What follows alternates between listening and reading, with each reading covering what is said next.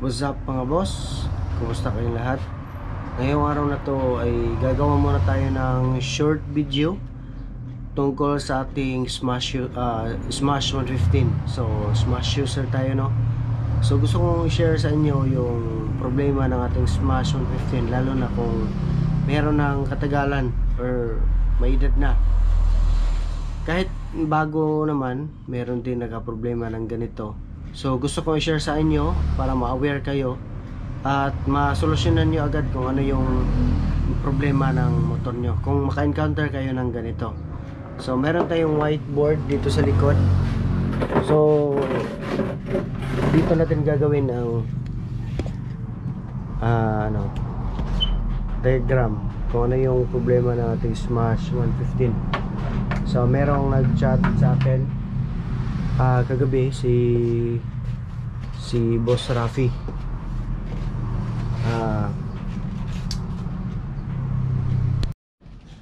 So nag-chat sa akin si Rafi Guerrero kagabi. Sabi niya, Master, bigla na lang nawala ng power supply motor ko. Check ko battery ko, okay naman, 12.9 reading. So nagpalit siya ng fuse, ganoon pa rin. Pag in-on yung ignition switch, walang supply. Pero kung i-kickstart naman, tapos switch off ang gamit ko sa ignition, okay naman, namamatay naman. Pero pag switch on, ayaw gumana. So ganito ang nangyari nun mga boss. So dito tayo sa whiteboard. So samantalahin natin samantalahin natin tong oras na to dahil hindi pa kami nagbubukas ng shop. Mamaya-maya ay magbubukas na kami. So gagawa lang tayo ng short video para ma-share natin sa Smash user. So ganito 'yon. So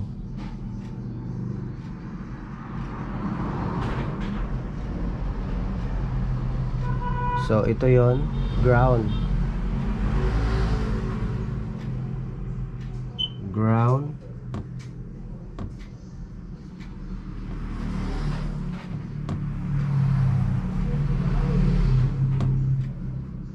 So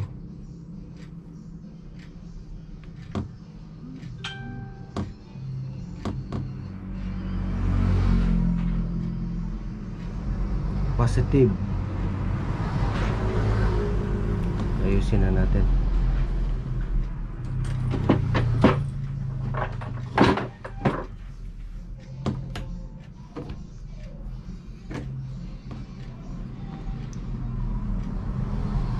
Plus or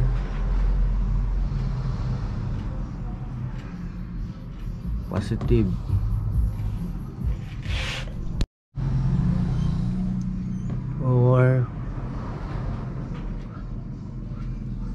Or positive supply. So ito yung battery sign to, battery. So itong battery, mayroon ditong nakalagay na pasensya na kayo, hindi ako masyado marunong mag drawing. Ito fuse. So halimbawa ay mayroon na kayong mga accessories na nilagay sa inyong motor, pwede nyo itong gawin ng 15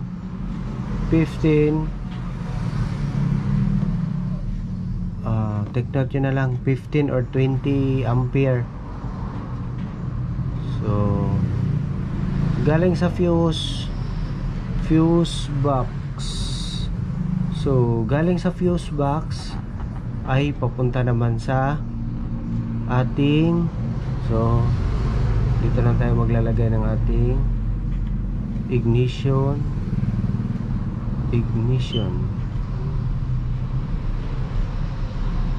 switch. So ito yung ignition switch natin. So dalawa lang yung paa ng ignition switch natin, no? Ito yung orange wire ng ating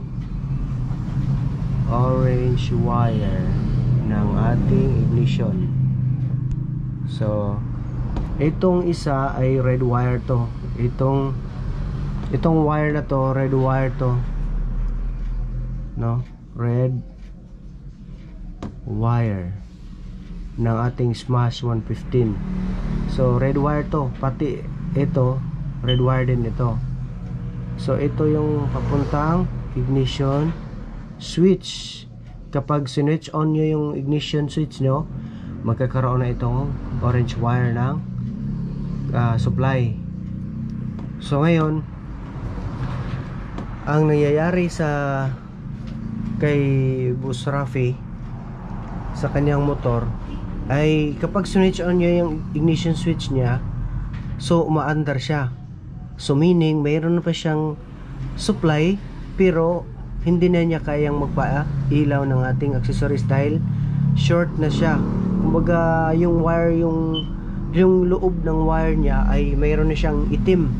So maitim na, kumbaga sunog. Pero hindi siya sunog. Parang sunog lang yung kulay. So kapag itim na yung wire, nagkakaroon na siya ng short or mabagal na yung kanyang daloy ng battery papunta sa ating ignition switch. So ngayon, para masolusyonan yung problema na yon, ganito lang ang gagawin nyo. Galing sa inyong battery papunta sa inyong fuse box, gamit lang kayo ng test light. Ilagay nyo yung test light probe sa negative, tapos i-test nyo dito sa may positive dito sa ating terminal, sa ating fuse. Bubunutin nyo yung fuse, tapos i-test nyo kung may supply ba. So kung may supply siya, maaring nandito ang problema sa inyong fuse box papuntang ignition switch. So dito sa ating ignition switch mga boss, wire, huwag nyo kalimutan, mayroon tong isang red wire na nakakabit papuntang regulator rectifier natin. So ganyan lang.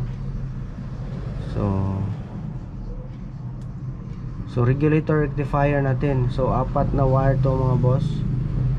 So din na lang natin isama yung wire. Importante lang yung tinatalakay natin. Ma-solve niyo yung problema niyo. So kasi itong wire na to may white, yellow at black with white stripe. So disregard nyo na lang muna yon. Ang importante nun ay masolve nyo yung kadalasang problema ng Smash 150 natin. So una ang gagawin, gamit kayo ng test light. Kung wala naman kayong test light, pwede kayong gumamit ng wire. I-direct nyo muna dito sa battery, tapos i-direct nyo muna dito sa ignition or sa orange wire mismo. Tapos make sure lang na good yung battery niyo mga boss. So kapag ginamit nyo yung wire, nilagay nyo sa positive, tapos kinabit nyo sa orange wire, halimbawa umilaw gumana yung motor nyo or umilaw yung mga accessories nya, so ibig sabihin ay sira yung inyong wire. Kasi unang-una natin gagawin yon kapag nagkaroon ng problema, fuse. Yun ang kadalasan ginagawa natin. Halimbawa hindi gumagana sa fuse, so yun na ang problema nun. So yun na ang gagawin nyo. Ngayon lang nag-chat sa akin si Sir Rafi na good na yung motor. So ginawa niya, naglagay siya ng positive wire. Naglagay siya ng wire dito sa positive terminal, nilagay niya dito sa ignition switch niya, at yun, gumana na siya ulit. So quick video lang to mga boss. Sana ay makuha nyo kung paano i-troubleshoot yung ating Smash 115 mga boss. So ilagay natin yung Smash 115 or 110 problem. Smash 115 problem. So eto lang muna siya mga boss. So